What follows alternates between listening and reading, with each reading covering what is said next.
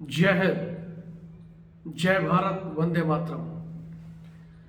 मैं रविंद्र फौजी आज हमारे सैनिकों से कहना चाहता हूं कि सैनिक सिर्फ राष्ट्र के बारे में सोचता है, लेकिन आज कुछ सैनिक अपने आप को झूठा देशभक्त बताते हुए पार्टियों के गुलाम बन चुके हैं, और वो भी उन पार्टियों के जो लगातार सैनिकों के ऊपर कैंची चला रही है।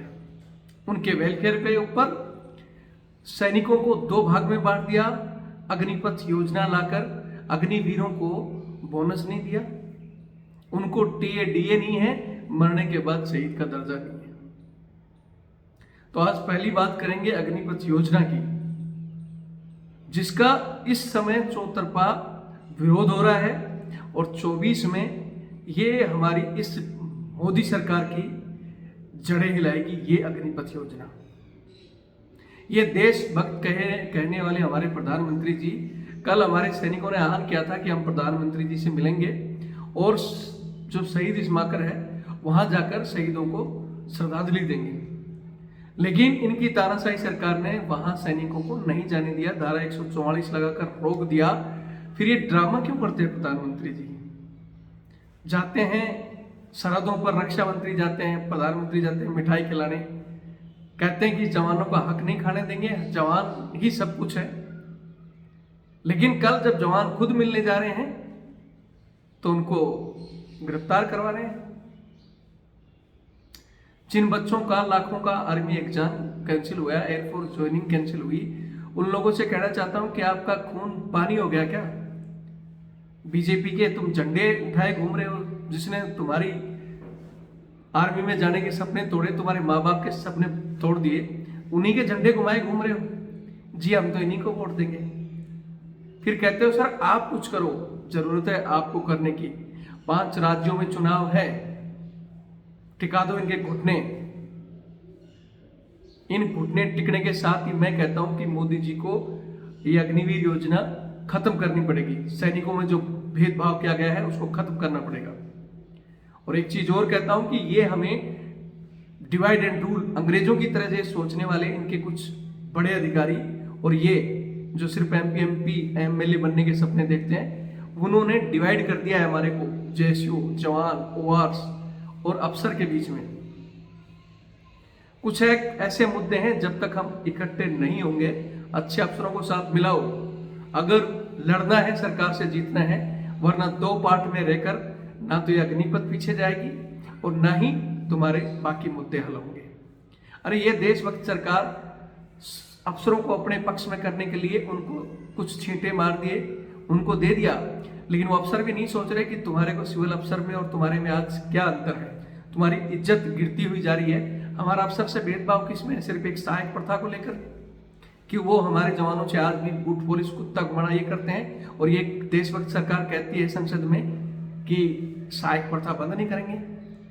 ये राष्ट्र की सरकार है क्या? हमारा देश चाहता है कि आज भी आपका सैनिक जो इतनी अच्छी सैलरी लेने के बाद में सिर्फ इन अधिकारियों के कुत्ते घुमाए, इनके बूट पुलिस करे, इनकी बच्चों की सेवा करे? और जो ना करे, अभी मेरे पास एक केस आया है, मैं आज या कल में डालूंगा। राजस्थान में एक बंदे ने अभी मना किया कि मैं सेवादारी नहीं करूंगा, तो वो उसको शोकेस नोटिस जारी कर रहे हैं कि फौज की ड्यूटी है, करनी ही पड़ेगी। अपने घर में एक एक्स्ट्रा बंदा भेज रखा है, खुद लेकर बैठे हैं और बोलते हैं कोर से डिमांड है 2 बंदे और जाओगे।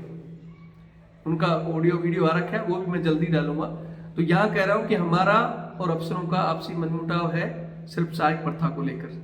अगर ये हमारे अधिकारी जो अच्छे हैं फ्रंट में आकर इस चीज पर विचार करें कि हाँ ये जवानों पर थोपी गई योजना ये सरासर गलत है, और सहायक प्रथा भी बंद होनी चाहिए। हमारी तरफ से आप 10 रखो, लेकिन अलग से भर्ती कराओ, जैसे विपिन रावत जी ने कहा था, जिसको बोलते रहे कि उसने बेड़ा गर्क कर दिया। उसने बेड़ा गर्क नहीं किया, मैंने धरना दिया था 3 बार दिल्ली में इस सहायक प्रथा और बहुत सी चीजों को लेकर, चाहे वो आपकी एमएसपी हो, चाहे कि आपके अलाउंस हो। और विपिन रावत जी ने कहा था कि हाँ हम अलग से सिविल सहायक भर्ती करेंगे, और वो अग्निवीर योजना उसी के लिए थी।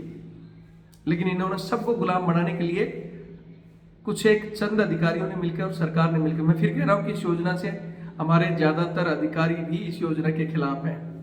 जो अच्छा अधिकारी है वो कभी नहीं सोचेगा कि मेरे जवान जो एक ही जगह, जैसे अभी अक्षय ग्लेशियर में ड्यूटी करते हुए देश सेवा में शहीद हुआ, बोलते हैं उसको 1 करोड़ रुपया दे देंगे, लेकिन उसके माँ बाप को पेंशन नहीं देंगे, उसको शहीद का दर्जा नहीं देंगे, दिखाने के लिए ड्रामा कर दिया।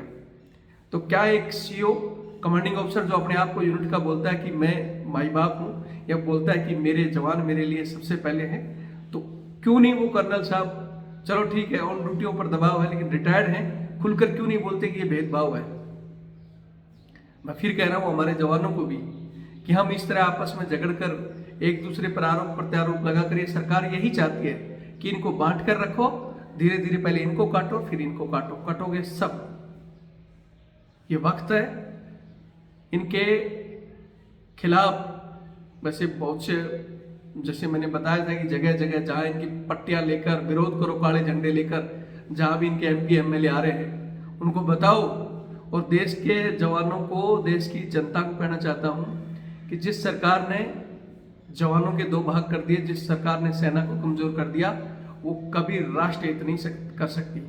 जो कहते हैं ना अभी हिंदू मुस्लिम कर रहे हैं जो लोग, अरे हिंदू मुस्लिम आज अगर आप परसेंटेज देखो तो हम हिंदू 80-90% हैं, और वो हमारा मुकाबला करने के लिए उनको तो पता नहीं 20 साल या 30 साल लगेगी। जो मैं देखता हूँ व्हाट्सएप पर, हमारे पास भी भेजते हैं कुछ हमारे फौजी भाई भी, तो भैया उसमें तो पता नहीं 20 साल या 30 साल लगेगी। लेकिन ये तुम्हारी अग्निपथ योजना में ये 4 साल वाले सैनिक, अगर आज से 4 साल बाद भी युद्ध हुआ तो भी हमारी सेना के ये पड़ोसी मुल्क पीछे धकेल देंगे, हमारी सेना को कब्जा जमा देंगे। कहाँ जाओगे फिर तुम? इसलिए कह रहा हूं खुलकर विरोध करो, किसी पार्टी विशेष का गुलाम न बनो। और एक बात और कि हमारे कुछ सैनिक चुनाव लड़ रहे हैं, अगर वो हिम्मत कर रहे हैं तो उनका सपोर्ट करो। मैं तो फिर कह रहा हूं कि अगर ये 5 राज्यों में हार के बाद भी मोदी जी नहीं माने तो मोदी जी और हमारा आमना सामना वाराणसी में होगा। जितने युवा हैं, जितने हमारे साथी हैं, तैयार रहें। हम और किसी को टारगेट नहीं बोलते हैं ना, जब टारगेट ही करना है तो किसी बड़े को करो। मोदी जी को टारगेट करेंगे, मैं लड़ूंगा उनके सामने चुनाव, चाहे हारो या जीतो, लेकिन मोदी जी को जरूर अग्निवीर बना देंगे, ये मेरा वादा है, चाहे किसी भी तरह बनाना पड़े। लेकिन उसमें हमें आपका साथ चाहिए। जो लोग तैयार सही हमारा साथ हैं, जो चाहते हैं कि ये चीज़ें बदलें, तो चैनल से ज़्यादा से ज़्यादा लोगों को जोड़ो, खुद जुड़ो, वीडियो को ज़्यादा से ज़्यादा शेयर करो, और एक मजबूत संगठन, एक टीम घातक जो लड़ने मरने के लिए सुभाष चंद्र बोस की तरह बोलते ना कि देश आजाद कराने के लिए कुछ भी करना पड़े वो हम करेंगे। जय हिंद, जय भारत, वंदे मातरम।